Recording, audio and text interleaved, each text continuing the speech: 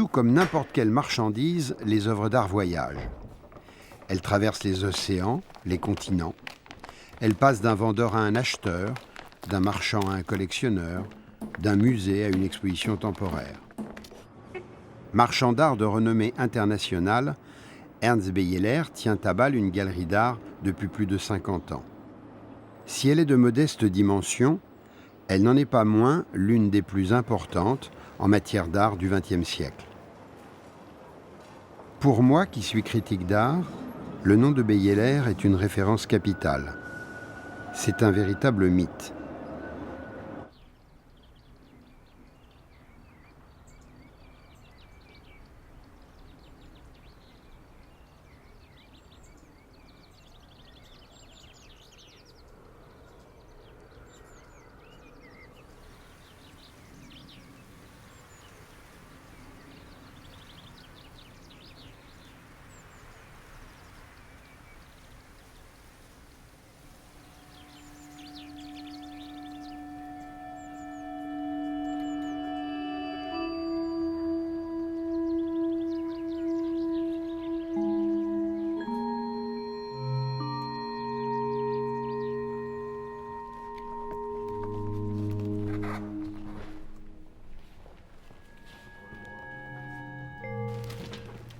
Cette œuvre de Francesco Clemente vient d'effectuer un long voyage.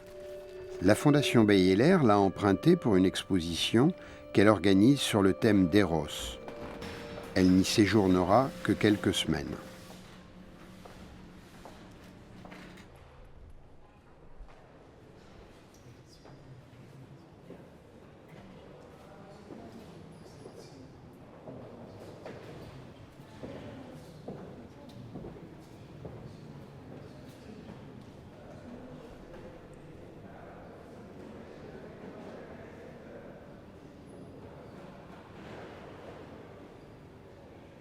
Aujourd'hui, j'ai rendez-vous avec Ernst Beyeler à sa fondation. Il tient à me montrer lui-même un certain nombre d'œuvres de sa collection qui lui sont chères.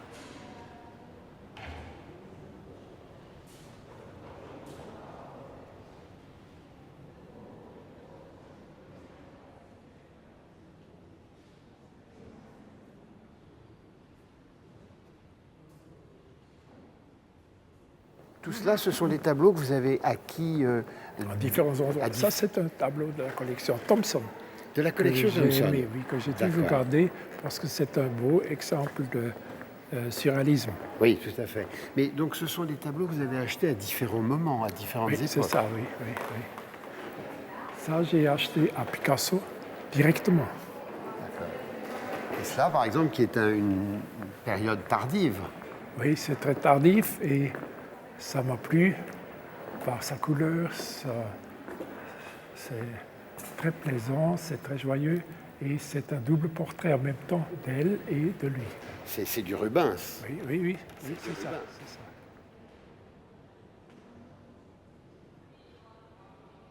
Das ist für ihn schon ein ganz, ganz wichtiges Thema, ein wichtiges Lebensthema, was meiner Ansicht nach auch ein bisschen zusammenhängt mit seinem Verhältnis zur Kunst.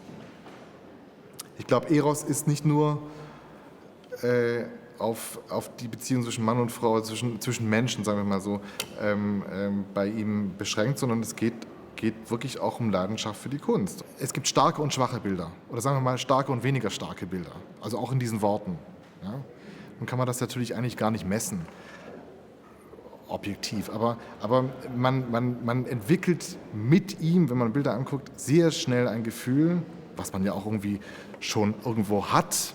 Das ist ja auch Teil unserer Beschäftigung, dass man Kunstwerke auswählt, die gut sind oder dass man schlechtere weglässt und so weiter. Aber er hat ein ganz starkes Gefühl dafür und man ist oft in der Situation, dass man sagt, dass man Bilder entschuldigt, aber doch dann eigentlich zugeben muss, dass er eigentlich recht hat. Er hat so ein Gefühl für absolute Qualität. Und das hängt mit großer Erfahrung zusammen, aber es hängt eben auch mit dieser Leidenschaft für Kunst irgendwie zusammen. Und ich glaube, dass es sehr stark von der Liebe auf den ersten Blick geprägt ist. Improvisation 10, de l'année 10. De l'année 10. C'est peut-être le premier tableau abstrait dans le monde. Ah oui, d'accord. Mais ce tableau, est-ce que lorsque vous l'avez vu, vous le connaissiez par des reproductions antérieurement? Ou est-ce que c'était une découverte totale? Total. Vous connaissiez Kandinsky tout de même, Non, bien sûr. pas encore. C'était encore au début. J'étais encore peu familier. Oui, naturellement, quelques tableaux j'ai vus. Bien sûr. Où j'ai connu de la littérature. Mais ce tableau-là, je n'ai jamais vu. Et ça m'a coupé le souffle.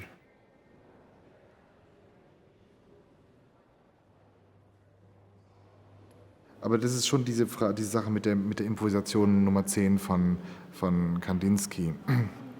Das ist ja eine oft erzählte Geschichte.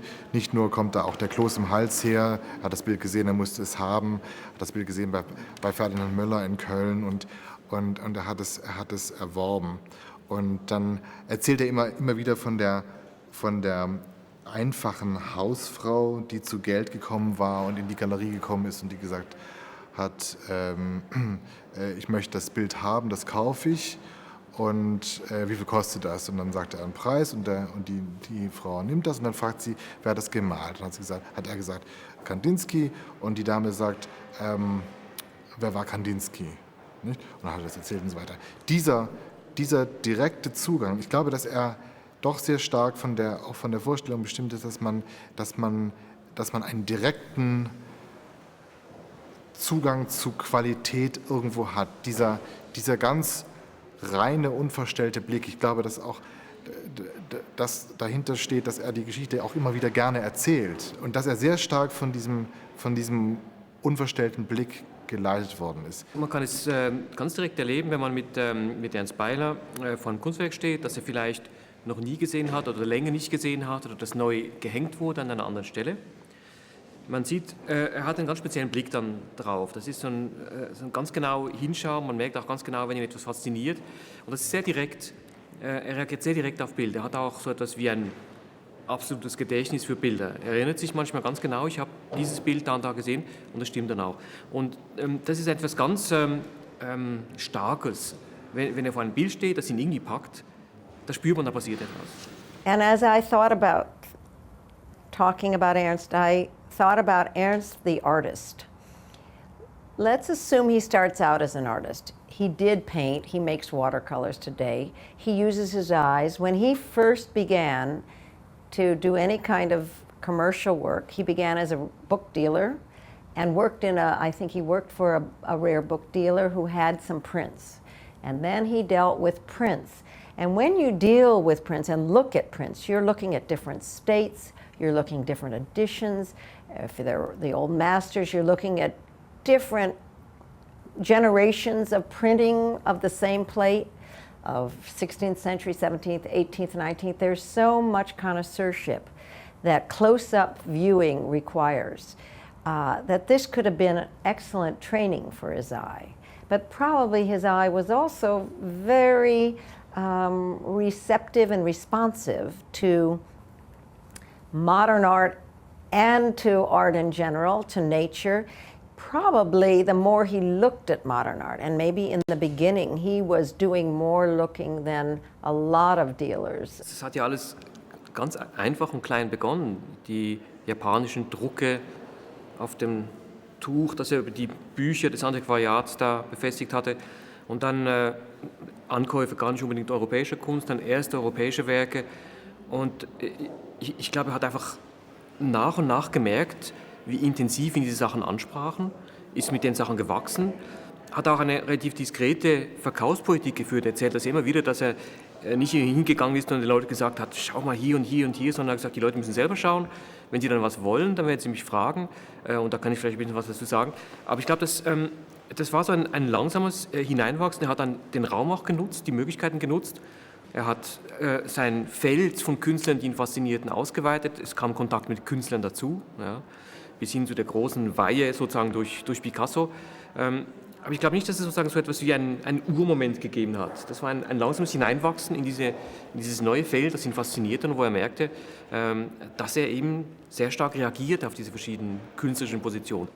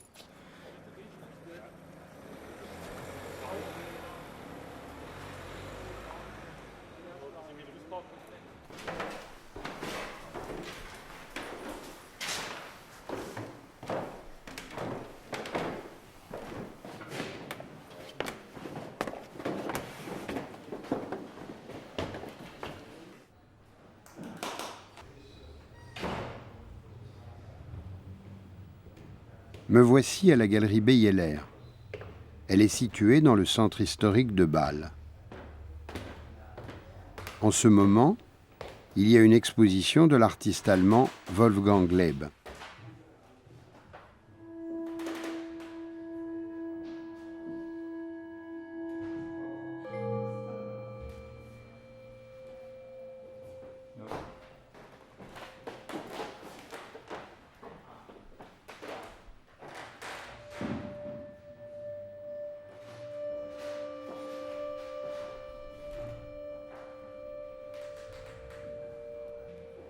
La galerie, c'est-à-dire la librairie d'art devient galerie en 47, c'est-à-dire les deux premières années, de 45 à 47, on n'a presque rien. De 47 à 53, on a très peu. Le premier catalogue, et je ne suis pas tout à fait sûr si c'est vraiment vrai, mais Beyeler l'a dit avec décision, sa mémoire elle est excellente. Il dit, ça c'est mon premier catalogue, je vais vous le montrer après, c'était 53. Jusque dans toute cette période-là, on n'a rien, soit sa mémoire, mais sinon rien. À partir de 55, on a un numérotage consécutif pour les pièces qui passent dans ses mains. Mais ça dépend un peu. Il y avait, je pense, au maximum 3 collaborateurs. Il m'a dit, alors vous prenez un peu les téléphones et puis il y a encore des cendriers à vider. Alors c'était un peu ça, mais après je suis un peu tombée dans l'eau, c'est-à-dire on m'a laissé dans l'eau parce que c'était la situation. Et puis j'ai compris, alors c'était la correspondance, c'était les téléphones, c'était les relations qu'on a appris lentement. On a connu des gens extraordinaires par les années. Mais bon, tout ça a duré longtemps pour être établi sur quelque chose parce que c'était très focusé sur Ernst Beyeler qui était très fort comme personnalité, qui est toujours très avec son activité très puissante, et c'était lui qui a pris les décisions. Toutes les décisions, c'était clair. On pouvait toujours, et jusque maintenant, on le fait toujours, on discute jusqu'à un certain point, et après, il dit oui ou non, et après, c'est à suivre. Depuis qu'il a pris possession des locaux, il y a plus de 50 ans, Ernst Beyeler vient y travailler chaque matin en compagnie de son épouse. Il n'a jamais voulu changer de place, et c'est de là qu'il a bâti son empire. Sie haben Brötchen erreicht. Nein, dann nimmt mich ab. Da ist schon besetzt. Also es ist, ich habe da in Basel angerufen und in Deutschland. Ja, die haben wir in der Branche das nicht mehr. Das in der ganzen Weltgeschichte umeinander rasen. About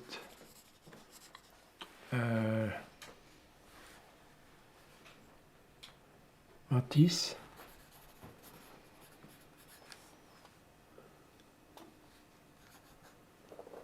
Which may be for sale.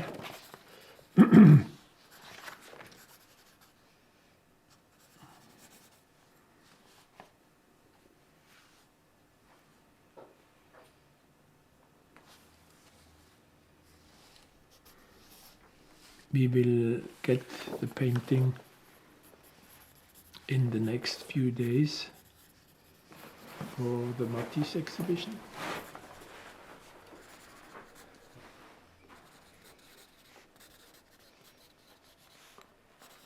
Alors tout ça a pris du temps, mais pour faire connaître aux gens la galerie et ce qu'on a montré, j'ai tout de suite produit des catalogues. Et je les ai diffusés aussi à l'étranger. Et lentement, ça a attiré des collectionneurs qui achetaient ou qui vendaient, qui offraient. Et ainsi, on a visité les collectionneurs, on a découvert, et peut-être l'un ou l'autre a voulu liquider un tableau ou il a voulu racheter une autre œuvre, etc. Ainsi, ça s'est développé lentement. Il était en train de créer sa galerie, de créer les structures de sa galerie. C'est un boulot, ça se fait pas comme ça du jour au lendemain. Et les structures de sa galerie, ça a été très, très solidement établi. Ça fonctionne. À l'époque, quand on allait à Baumreingasse, on voyait un étage dans une petite rue, dans un bâtiment ancien. C'était simple, c'était suissement simple. C'est-à-dire, la maison est quand même bourgeoise. C'était une vraie maison, c'est un bel escalier, mais c'est pas prétentieux. Attention à l'escalier.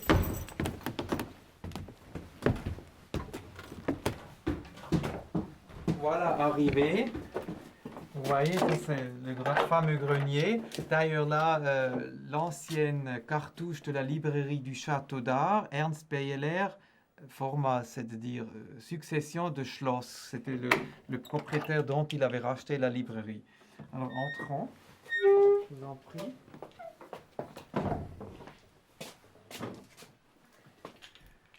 Alors ici, c'est l'archive où on tient une partie des images, des photos, des hectachromes, les transparences, des tableaux vendus qui ont passé dans les mains de Beyeler.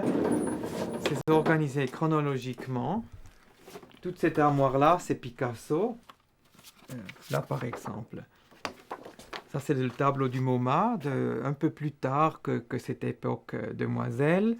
Et puis derrière, si c'était bien fait, si on avait le temps, mes précédeurs, ils ont écrit à qui on l'avait vendu. D'ailleurs, ça c'est faux, parce que c'était pas Guerretta qui l'avait pris, c'était vendu au MoMA, et c'est un des chefs-d'œuvre au MoMA aujourd'hui, et c'était le premier vente, c'était pas le premier tableau vendu au MoMA, ça c'était déjà dans les années 50, mais c'était le premier tableau que Beyeler a vendu à Rubin. Picasso's guitar of 1912-14 was the first construction sculpture made of cut metal and assembled, and could be seen as the first modern sculpture in the history of modern sculpture. It wasn't modeled, it wasn't carved as traditional sculpture was. It was assembled, in a sense like a collage, but of one material. And Bill wanted to acquire the guitar for MoMA's collection and felt that it was critical to understand what was happening in America with post-World War II sculpture. So he didn't yet know Picasso and didn't know how to approach him, and somehow he contacted Ernst, whom he knew at that point and had worked with, and said, "Do you know how I can get to Picasso?" Quand le MoMA m'a acheté un tableau cubiste, c'est Bill Rubin qui est devenu le nouveau directeur. Il a dit, nous sommes contents, nous espérons que nous pouvons encore faire d'autres affaires, achats, etc. Et peut-être vous pouvez nous aider. Par exemple, on cherche désespérément une sculpture de Picasso. Et j'ai dit, je ne pourrais pas vous aider plus que les autres ont déjà essayé, comme Picasso, même Malraux, tout le monde a essayé d'acheter une sculpture pour le MoMA et c'était sans succès. Mais moi, j'ai dit, je ne peux pas faire mieux, mais j'ai peut-être une meilleure idée que les autres. Ah, qu'est-ce que c'est? J'ai dit, oui, si vous êtes prêt à sacrifier un tableau, naturellement, il aimerait avoir un Van Gogh, il fera peut-être quelque chose d'inattendu. Ah bon, nous n'avons pas de Van Gogh à vendre, mais nous avons un petit Cézanne. J'ai dit, bon, donnez-moi l'hectachrome. Je l'ai montré à Picasso. Il a dit, ah, c'est intéressant. Et je savais que c'était ce geste qui a compté que le MoMA est éventuellement prêt d'abandonner un tableau de Cézanne pour avoir une sculpture de Picasso, qui était à ce moment-là encore peu, demandait. And so Bill came armed with a Cézanne painting that they didn't hang at MoMA very often and that he could use as an exchange. Picasso thought about it. Bill left the Cézanne painting with him overnight, and Picasso said, "Come back tomorrow and I'll give you my answer." And according to Bill, Picasso played one of his kind of characteristic song and dance games with Bill. He met Bill, at the door when Bill arrived the next afternoon, and he had a sad expression on his face, and Bill, of course, shivered, thinking, oh, this isn't going to work. And Picasso said to him, "Rubin, I'm sorry, I cannot accept your offer of this Cézanne for my guitar." And then there was a pause, and then he said, "But I will give you the guitar."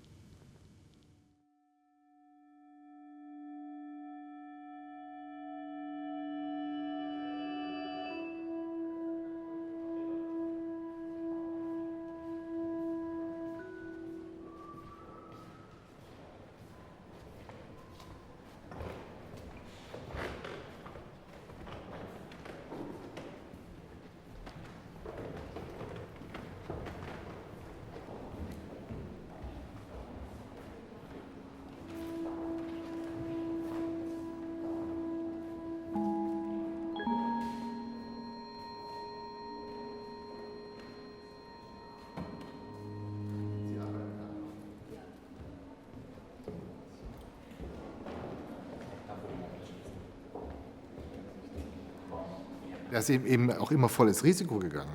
Er hat ja, ich weiß das alles nicht, aber ich meine, er hat natürlich Dinge eingesetzt. Ich glaube, er hat auch lange auf Pump gelebt oder es ist ja auch, er schreibt ja auch drüber, als er dann diese Sammlung Thomson übernommen hat, dann hatte er die Klees übernommen, hat sich damit verschuldet, dann hat der Thomson gesagt, jetzt kriegst du auch noch meine Giacomettis, war die größte Giacometti-Sammlung der Welt damals. Nicht? Dann hatte er ein gewaltiges Problem.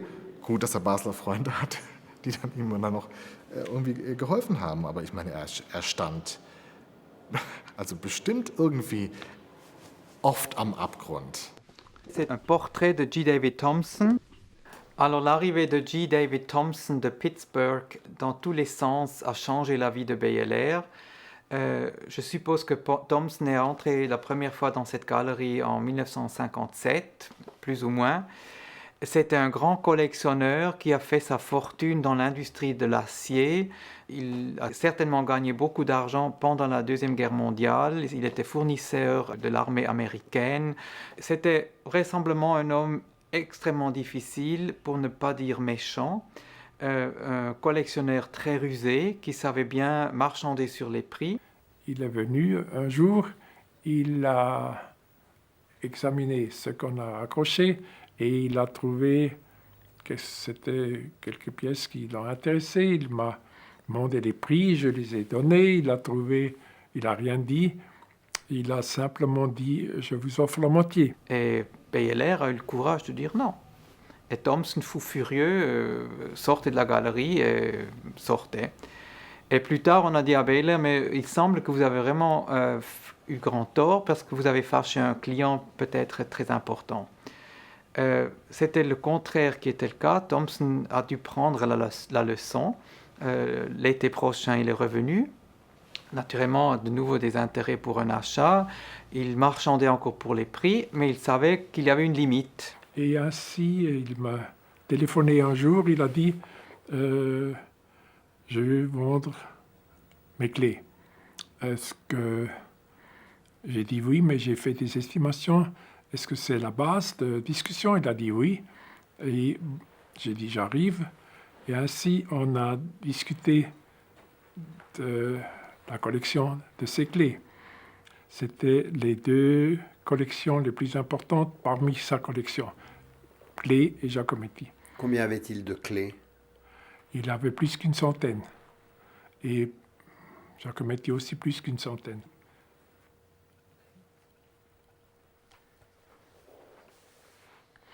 Et ainsi, je suis arrivé à Pittsburgh et dans le cours de la discussion, il a dit « Vous avez des œuvres qui m'intéressent en échange ». Et surtout là-dedans, c'était le Kandinsky de l'année 10. Lui, il a insisté que je donne ce tableau en échange pour la somme qui manque. Moi, je n'ai pas voulu vendre ce tableau, même si j'ai eu besoin de l'argent. Il a dit « Moi, je vous vends 100 clés et vous devez au moins sacrifier un tableau ». Et j'ai dit « Oui, c'est tout à fait raisonnable, mais ce tableau, je ne vais pas vendre, ça appartient. » Et pour échapper, j'ai dit « Ça appartient à ma femme ». Il a dit « Ah, votre femme, regardez là, à côté, il y avait des chambres où il y avait de très beaux tableaux qui étaient la collection de sa femme. Vous pouvez tout avoir, y inclus ma femme. » Et ainsi, c'était après minuit que c'était la possibilité que tout se casse, parce qu'il a insisté sur ça ou rien. Alors, fou furieux, ils se sont séparés. Baylor est rentré, il est allé jusqu'à l'aéroport le lendemain, et c'est là que la limousine avec le chauffeur de Thompson le reprend, et ils ont terminé le deal dont ils ont discuté toute la nuit sans le Kandinsky. Baylor, on a su qu'il était un aventurier passionnel et avec un goût du risque extraordinaire quand il a acheté la collection Thompson. La collection Thompson, c'était un mythe. On parlait d'une collection Thompson que personne n'était capable d'acheter. À l'époque, il y avait un paquet de clés, absolument une bonne centaine de clés. Il n'y avait pas que ça. Et puis, on apprend subitement que Baylor avait fait le saut. Baylor avait la chance d'être suisse et c'est quand même un peu plus facile d'avoir des prêts de banque suisse à des taux à peu près avantageux, mais il fallait quand même risquer sa carrière. Et pendant au moins 3 ans, on a vu Baylor se promener avec un eczéma parce que il n'avait pas vendu ses clés, parce qu'il avait cette dette sur le paletot. Et même les banquiers suisses, gentils comme ils sont, de temps en temps devaient lui téléphoner en disant alors quand est-ce que ça vient. Ce qui singularise l'activité d'Ernst Baylor, c'est sa capacité à associer la culture avec son sens des affaires. En jouant de la mauvaise conscience allemande vis-à-vis du nazisme qui avait chassé Paul Klee d'Allemagne, il a finalement réussi à vendre, à son prix, les 100 tableaux de Paul Klee à la ville de Düsseldorf.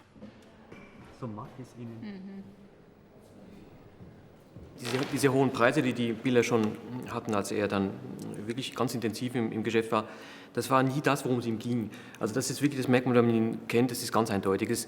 Natürlich ist es angenehm, dass er ein wohlhabender Mensch ist und so weiter, aber das ist für ihn nicht der entscheidende Punkt.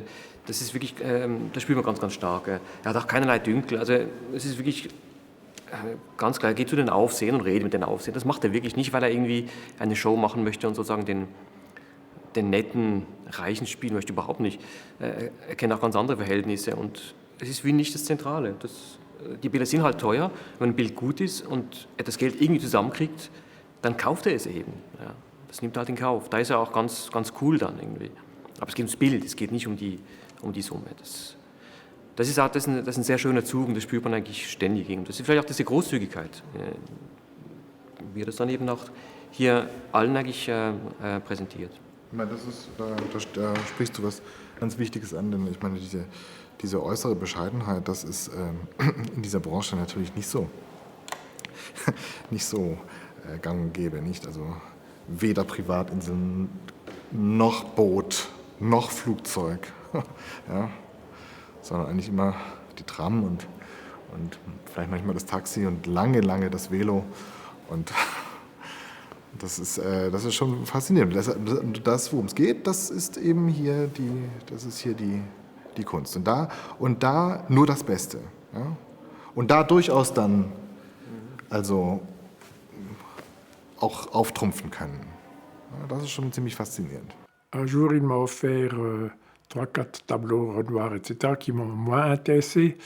Mais j'ai dit, par contre, je m'intéresse beaucoup à votre cathédrale de Monet et aussi à une série de sculptures de Matisse, les reliefs. Et il a dit « Qu'est-ce que vous offrez ?» Je lui ai cité un chiffre.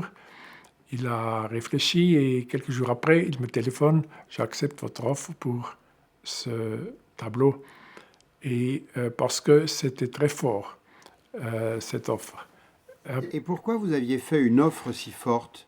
Parce que c'est garder le souvenir dans une vente aux enchères quand il a acheté le tableau au prix record. Et j'ai toujours pensé que ça serait un tableau que j'aimerais avoir, que j'aimerais posséder. Et j'ai fait cette offre qui était en dehors du normal. Et ça l'a fait accepter l'offre et j'ai dû garder le tableau pendant 2, 3 ou 4 ans au moins, parce que c'était trop fort. Ce n'était pas la vérité du marché. Et je l'ai gardé sans pouvoir le vendre. Et finalement, quand le prix s'est lentement approché de la possibilité de vendre, j'ai réalisé que c'est peut-être le dernier moment que je peux garder un tel tableau de cette qualité et que c'est peut-être mieux de le garder. J'ai décidé de le garder et entre-temps les prix ont monté et il y avait encore, il y a 2 ans je crois, une cathédrale similaire qui s'est vendue pour plus de 20 millions de dollars. Et c'était bien d'avoir pu le garder parce que jamais j'aurais pu le racheter.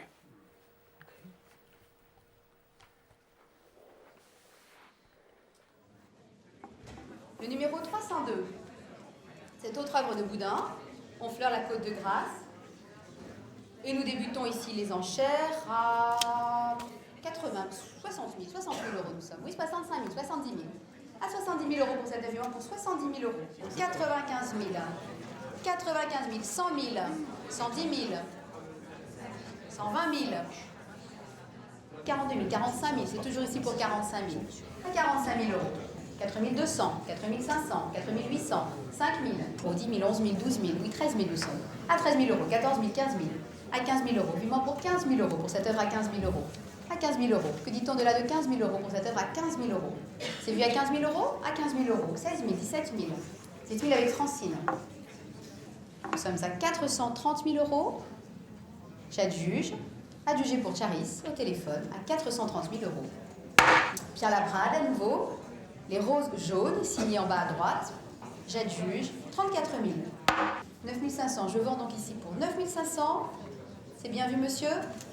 C'est 1 250 000. L'enchère est ici face à moi sur la gauche pour 1 250 000. J'adjuge. Adjugé au numéro 700 pour 1 250 000. Maintenant, quand on voit des prix extrêmement hauts dans les ventes, c'est clair qu'une galerie Bel Air, aussi pour la fondation, on peut pas acheter parce que c'est des prix vraiment tellement élevés que c'est trop fou. Alors, d'avoir cet argent, c'est pas possible. Alors, on peut pas acheter, c'est-à-dire c'est trop cher. Le fait que le marché, tous les marchés qui étaient locaux sont devenus nationaux et puis internationaux et puis maintenant totalement planétaires, la communication avec Internet est instantanée et planétaire. Le marché a donc suivi cette évolution. C'est extraordinaire, quoi. Le marché de l'art est devenu un grand théâtre.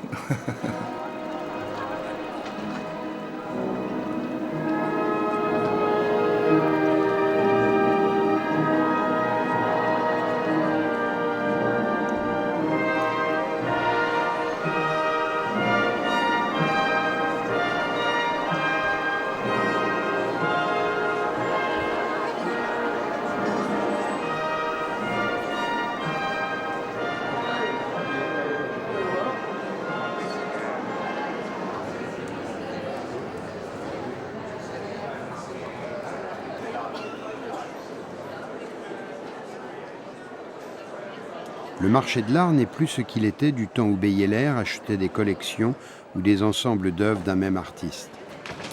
Les galeries se sont professionnalisées, les foires se sont multipliées, les ventes publiques se sont transformées en véritables places boursières. Le marché de l'art est devenu une économie à part entière. Investissement, spéculation, OPA, fonds de pension font partie de son vocabulaire quotidien. Plus que jamais, les œuvres d'art sont devenues des valeurs marchandes. Ce n'est pas tant l'art qui a changé la vie, mais la vie qui a changé l'art. Vous avez toute une nouvelle génération de collectionneurs qui se sont enrichis essentiellement par la bourse, qui arrivent. Mais vous avez aussi des fonds de pension américains qui ont commencé à investir. Et là, un collectionneur privé, si fortuné soit-il, ce n'est pas son intérêt de suivre ce genre de spirale. Son intérêt, au contraire, maintenant, ce serait peut-être de vendre certaines œuvres pour pouvoir profiter de cet effet de hausse. Tout collectionneur qui achète une œuvre d'art espère que le prix de cette œuvre va augmenter dans les années à venir. Mais il y a cette arrière-pensée qui est beaucoup plus évidente qu'elle l'était dans le passé. Dans le passé, on achetait uniquement parce qu'on aimait. Maintenant, on achète aussi parce qu'on croit que la cote de l'artiste va monter très rapidement. Ceci dit, il faut ajouter que les œuvres, à l'époque, étaient nettement moins chères que ce qu'elles sont aujourd'hui. La clientèle de Beyeler, évidemment, est une clientèle qui achetait traditionnellement, calmement, des tableaux importants. Et puis maintenant, on est dans ce nouveau monde où les artistes contemporains, à la fois chinois, américains, anglais, espagnols, allemands, se partagent le marché mondial, entrent dans toutes les collections mondiales et font des prix qui sont ceux qu'étaient les tableaux ce qu'on appelait modernes. Aujourd'hui, le marché s'est mondialisé. Un artiste ne produit pas plus aujourd'hui d'œuvres par an qu'il produisait il y a 30 ans. Un bon artiste produit 20, 30 tableaux par an. À l'époque, il y avait 10, 20 acheteurs potentiels. Aujourd'hui, il y en a 200, 300, 500, 1000 qui veulent la même chose au même moment. Donc, la loi du marché joue à plein. La cote de l'artiste dépend de l'offre et de la demande, tout simplement. Et donc, à partir du moment où vous avez... Lorenzo Rudolph, l'ancien directeur de la Foire de Bâle, avait une très jolie phrase. Il disait quand une personne veut 3 pommes, ça coûte moins cher que quand 3 personnes veulent une pomme. C'est exactement ce qui se passe ici. Vous avez 3 personnes qui veulent la même chose. Enfin, 55 000. Le danger, c'est la spéculation sur tout ce qui est médiocre. Ça, c'est la catastrophe assurée.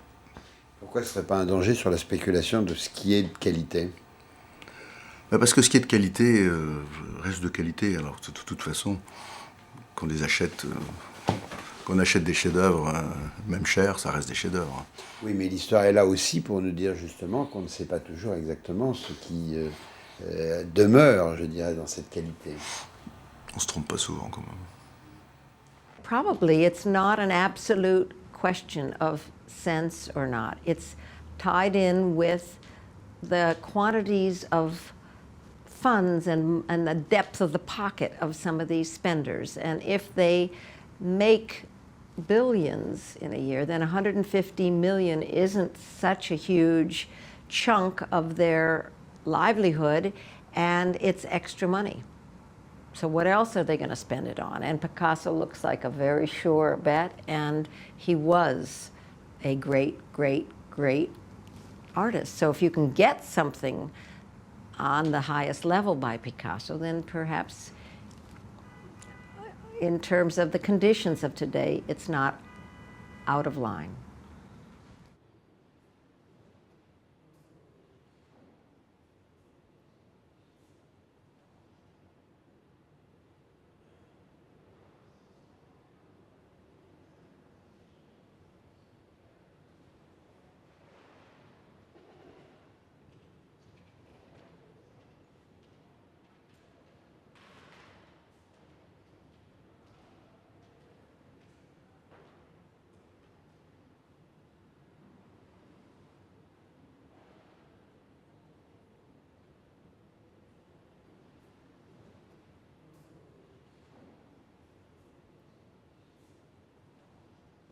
Dans ce bâtiment construit par Renzo Piano, les œuvres sont à présent inaliénables.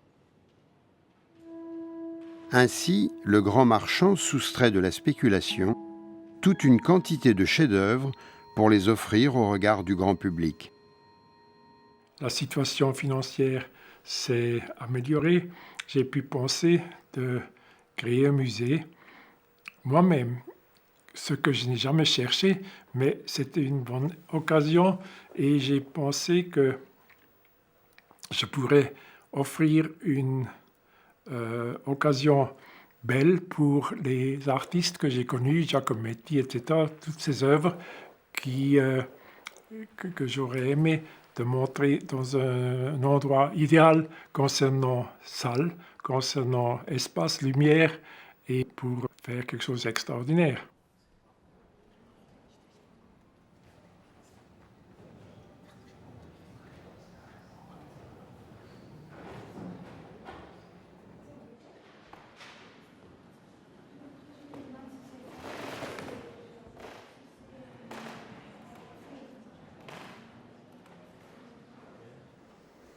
Also er hat am Anfang immer wieder gesagt, und sagt es wohl heute auch noch, dass für ihn das Museum ein Ort sein soll, wo man hereinkommen kann und etwas Neues entdecken. Vor allem die Jungen, er sagt immer, die Jungen sollen etwas Neues entdecken können. Und er hat überhaupt kein Problem damit, wenn jemand zum Beispiel sagt, oh, das sagt mir gar nichts, ich gehe in den nächsten Raum. Er sagt, vielleicht entdeckt man etwas Neues und lässt sich dafür begeistern und kann einen ganz neuen Weg beschreiten, aber es stört ihn gar nicht, wenn man einfach zu seinen liebsten Künstlern geht zum Beispiel. Aber er wollte dieses Haus, um einen Zugang zur Kunst zu ermöglichen, unter bestmöglichen Bedingungen. Mit gutem Licht, mit guter, schlichter Architektur. Und sein Traum immer auch, die jungen Leute sollen kommen und sollen Kunst unter bestmöglichen Bedingungen erleben können. Und wenn man natürlich sieht, wie das klassische Museum aussieht, oft mit der Enfilade, mit der nicht enden wollenden Reihung von Räumen, dann ist hier eine ganz andere Bühne für die Kunst geschaffen worden. Das ist eigentlich auch mit Renzo Pianos Werk, aber er hat einen großen Anteil daran.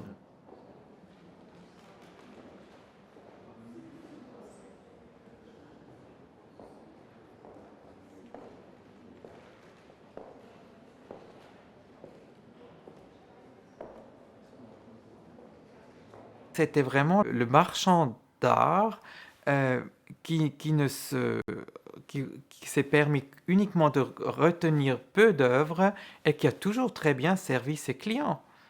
Disons, évidemment, ils ont payé le prix, c'était jamais bon marché. L'art, bon, pas les prix d'aujourd'hui, mais même dans le temps, les prix, acheter un Picasso, c'était pas une chose que n'importe quel bourgeois pouvait se permettre. C'était quand même des sommes assez importantes. Mais on était très bien servi, parce que le choix, l'œil légendaire de Beyeler avait déjà fait un choix très précis de ce qu'il voulait au mur et ce qu'il ne voulait pas au mur. Et d'ailleurs, c'est une chose qui est restée aussi au musée. Le niveau de qualité, il est très exigeant. Les frais d'une exposition temporaire comme celle d'Eros sont considérables. Non seulement le coût du transport et du conditionnement des œuvres est très élevé, mais les prix atteints par celle-ci dans les ventes aux enchères font monter les primes d'assurance. Par ailleurs, les exigences en matière de sécurité rappellent les mesures prises dans les banques.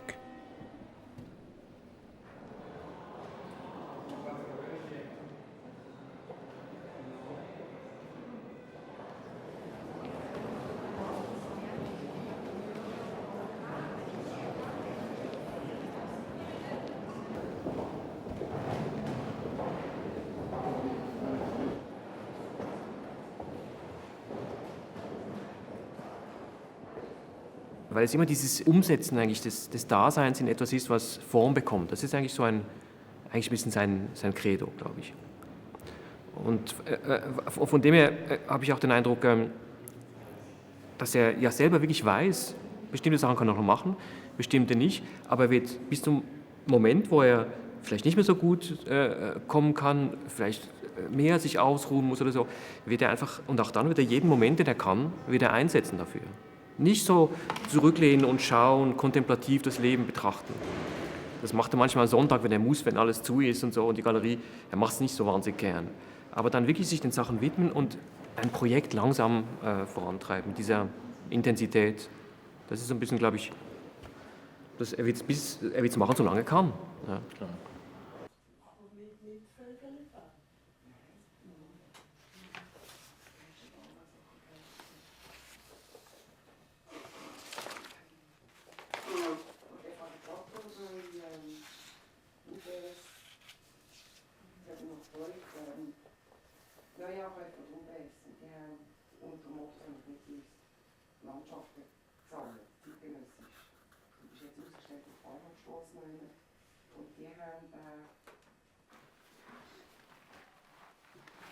Alors ça, ce sont des œuvres qui sont de votre production. Oui, ce sont des fleurs de mal.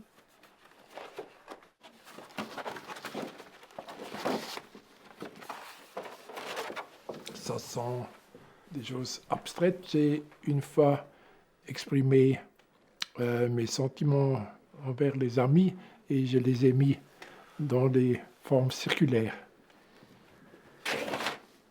Il y a des influences? Certainement, il y a des influences.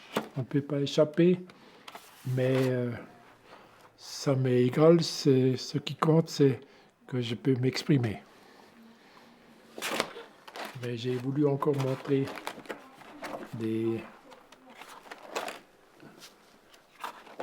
arbres. Ça, c'est aussi forêt noire.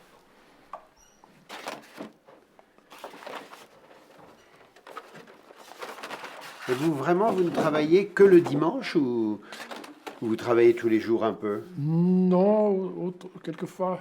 Autrefois, j'ai travaillé aussi un peu dans la semaine, mais surtout les jours libres, les dimanches, oui. Donc, je suis un peintre de dimanche.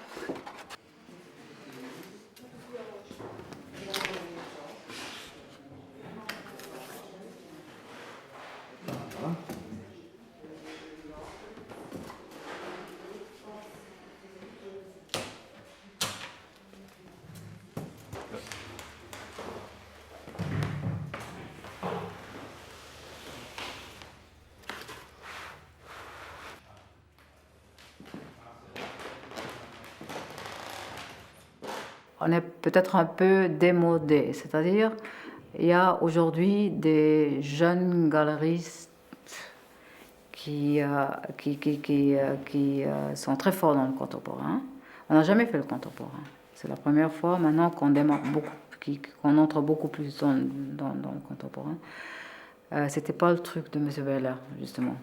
Mais ça, je comprends parce qu'on ne peut pas tout faire, parce que lui était vraiment fixé, et ça, c'était sa spécialité, c'était l'art classique, 20e siècle. Jusqu'à ce qu'il y a peut-être 4 ans, c'était encore très actif. Il y a quand même eu des œuvres absolument incroyables qui sont encore arrivées et étaient revendues dans la galerie. Par exemple un triptyque de Bacon, des nymphéas de Monet, des Picasso sont devenus plutôt rares, malheureusement.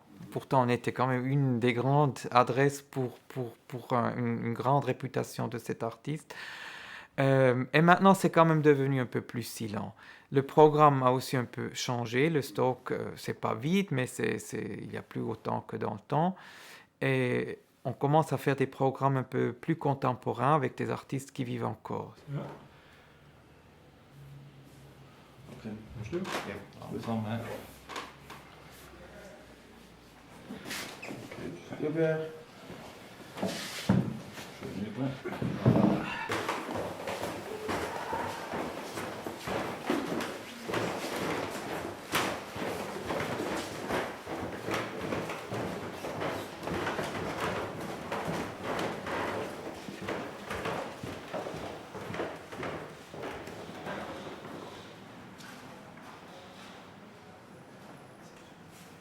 À mon avis très personnel, je pense qu'une galerie comme celle-là, qui était créée par lui, qui était vraiment qui était le centre aussi pour réaliser beaucoup plus tard la Fondation Bel Air, que ça, un jour ça se ferme, que ça se termine. Et je trouve que ça c'est le cercle aussi de notre vie. C'est comme les choses se passent, et puis ce qui va rester, c'est la fondation. Et ça, c'est important, parce que la fondation, c'est vraiment la création de lui.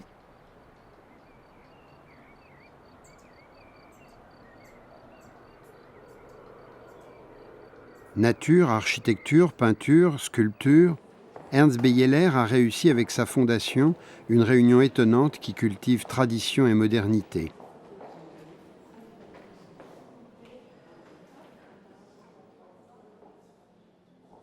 Digne successeur de grands marchands comme l'étaient Durand-Ruel, Kahnweiler ou Castelli, Ernst Beyeler appartient à une espèce de marchand d'art en voie de disparition.